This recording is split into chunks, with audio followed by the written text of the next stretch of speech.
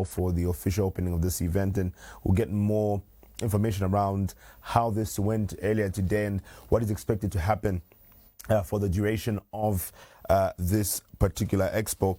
But more coming through from the Copperbelt. CEC celebrating the 1 billion mark worth of investment on the Lusaka Stock Exchange is another story. In the world of sport, we'll be looking at the Special Olympics Africa praising the government for supporting initiatives that have to do with inclusivity.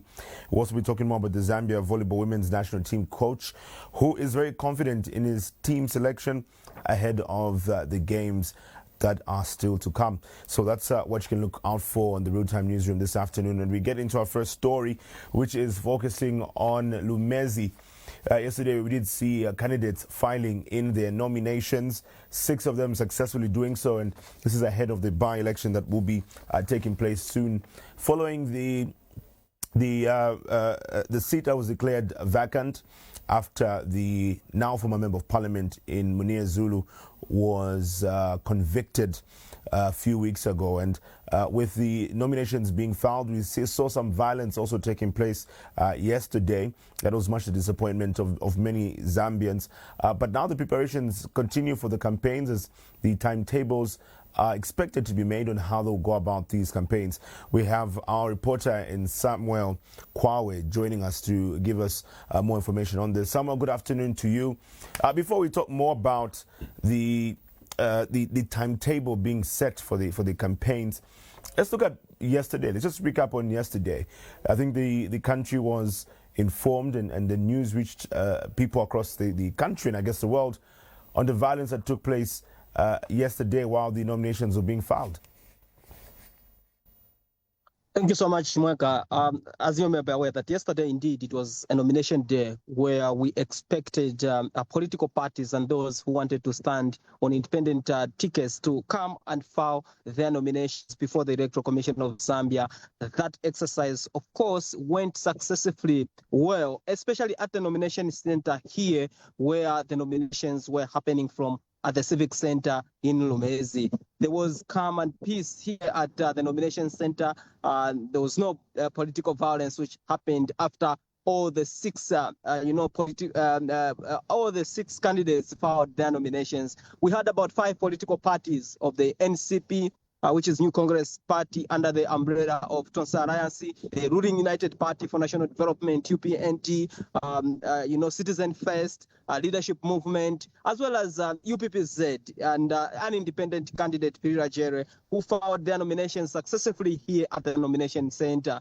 Now, the problem started when, the Tonse Alliance had successfully filed nominations, and they were, heading back to the central business district where, most of the activities in terms of trading and offices are.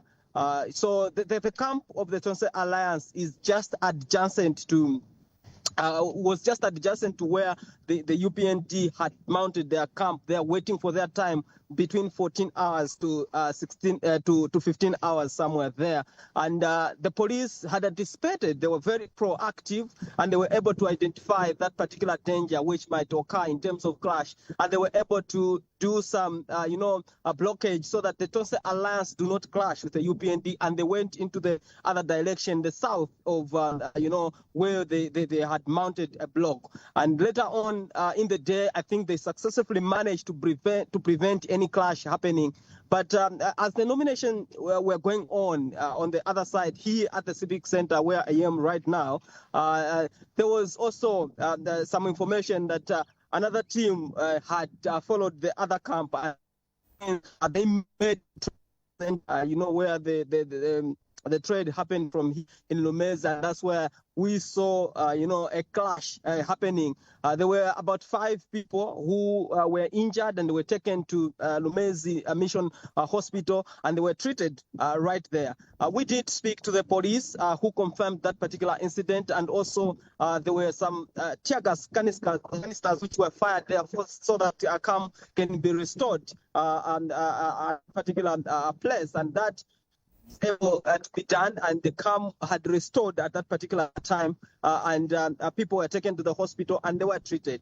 The police commissioner who was in charge of all the command here confirmed to us that that particular thing had happened, and one person had been arrested in connection with the malicious damage to a vehicle to the council secretary of Lumezi.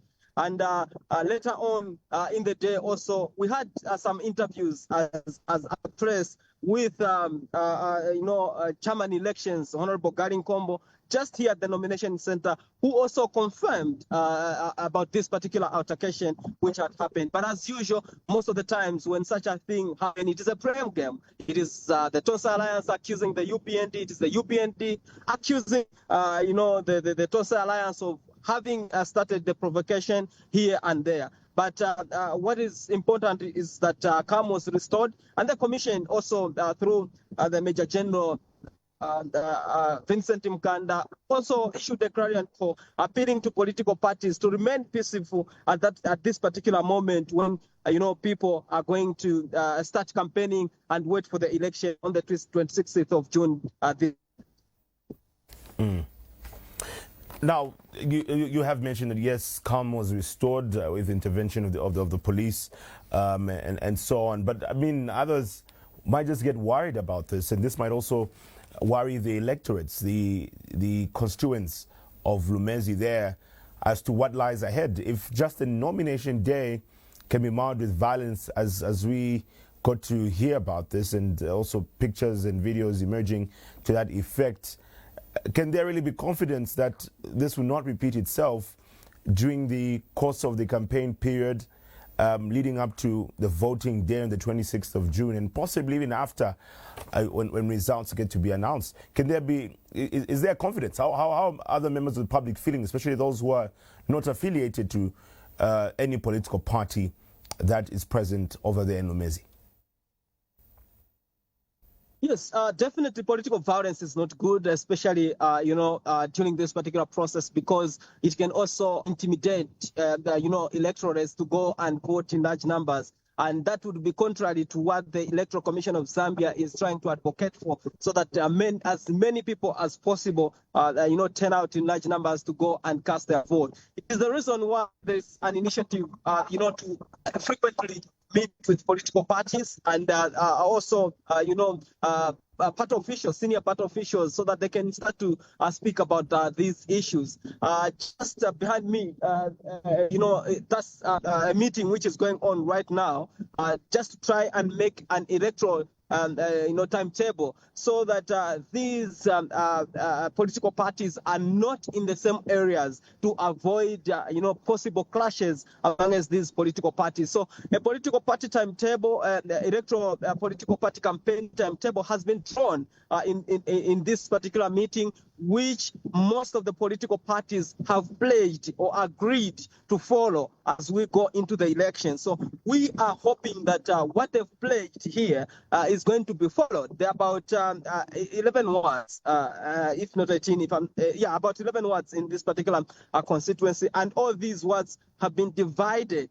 After dividing these into zones, one political party will go to zone A, zone B, up to zone F, and all those zones which have been given to these political parties have to be followed to the latter. And if any political party, A or B, goes to the other camp, it means they have to be reported to the District Conflict Management Committee, which, is also operational right now. And those will be able to deal with disputes, so that the other party, is reprimanded for not adhering to the document which they were able to, agree to. So that is what is going on just here at the Civic Center. And we are hoping that this particular timetable will be adhered to. And once it has been adhered, I think we will not be able to, have political violence amongst the political stakeholders. Now, with this calendar being made, this timetable being made, who is representing the political parties that are contesting in this by-election? Are the political parties being represented by the candidates themselves, or have they sent other representatives, maybe campaign managers and so on, to be a part of this meeting?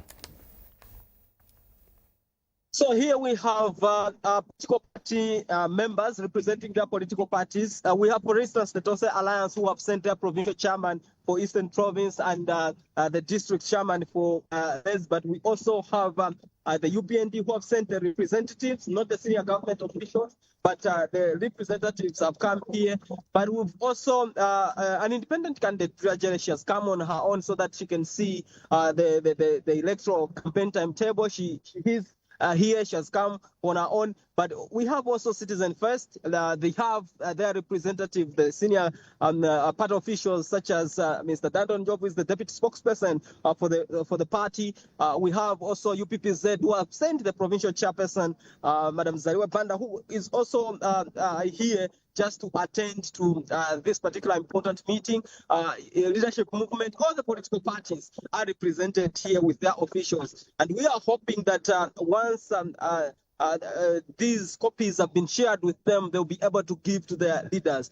Most of the times, they've been, from the experience of Petauke, for instance, we've seen that you find that others, people who come from away from Lumezi, they would want to come and drum up support, which there's nothing wrong with that. Will come, but they will not follow what has been agreed on the ground. And the manager elections, Mr. Winner Mwanamonga, talked about issues of communication among us political parties as a very important aspect, which they should be able to talk about once they've gotten these electoral timetable, so that they are given to all the party members. As they are going to campaign, they know where their political parties are at that particular time, because it has got dates as well as the days in which they're supposed to be in these particular areas. So that is also meant to prevent, any possible clashes as we go into the campaign period. So is the meeting still on? What time did the meeting begin, and how long is it expected to take place? Well, right now, the meeting has just concluded, and the electoral campaign timetable has been drawn and signed by all the political parties. And there will be another meeting for Political Liaison Committee in the afternoon at 14 hours, where we will see the district chairperson, the provincial chairperson, and the district secretaries meeting with the Electoral Commission of Zambia, as well as the Zambia Police Service, to talk about issues on how these campaigns are going to be run, what are the do's and don'ts which should be done. So the political party, party meeting, political liaison committee meeting, which will be happening in the afternoon, I think is something where we'll see a number of issues coming out. But as for now, people have agreed, they've drawn the timetable, and what is being waited for now is implementation starting tomorrow, and also issues to do with making sure that it is adhered to.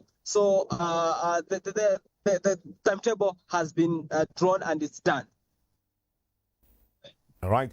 Before I let you go, Samuel, I'd just like to find out from you, what's the general mood like in Lumezi? Because firstly, you're a member of parliament. You don't have a member of parliament. A person that was voted for loses his seat because of the conviction. And then now, yesterday, we saw the chaos that took place in Lumezi.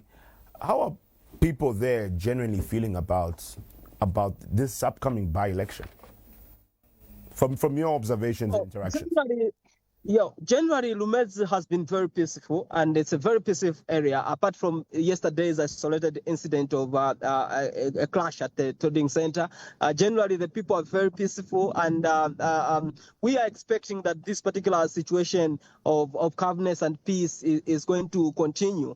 And there are a number of challenges which the people of Lumezi are facing, ranging from road infrastructure, issues of access to clean and safe water, issues to do with maternal health, a number of issues. Remember, Lumezi has got two areas, the valley and the plateau, and these particular areas they face different challenges, and they are looking forward to a leader who is going to represent them and speak about issues that are affecting them, a lobby from government, as well as any possible funders to try and address their challenges. And of course, they are not a fan of violence. They are not a community which is known for violence. And we are hoping that if that atmosphere is going to continue to be peaceful, men will turn up in large numbers and speak on that ballot, in that particular ballot box, on which particular person they are looking forward to lead them after the conviction of former Member of Parliament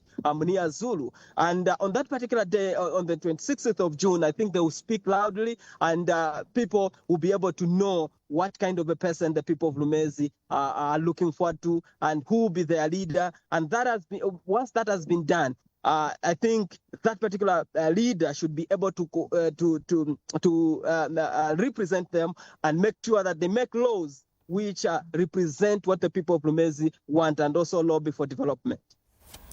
All right, Samuel Kwawe, thank you so much for giving us this update on the real-time newsroom. And that's our first story for today. But soon we'll be recapping on the press briefing that took place, where the UPND media director, Mr. Maximue, was addressing the media, and we'll get a recap of what came out from that. The Ministry of Local Government and Rural Development is touring selected markets, bus stations and drainage projects, and we'll be finding out the latest from that. And then residents of Milengi are calling for a police post amid the rise in crime, and the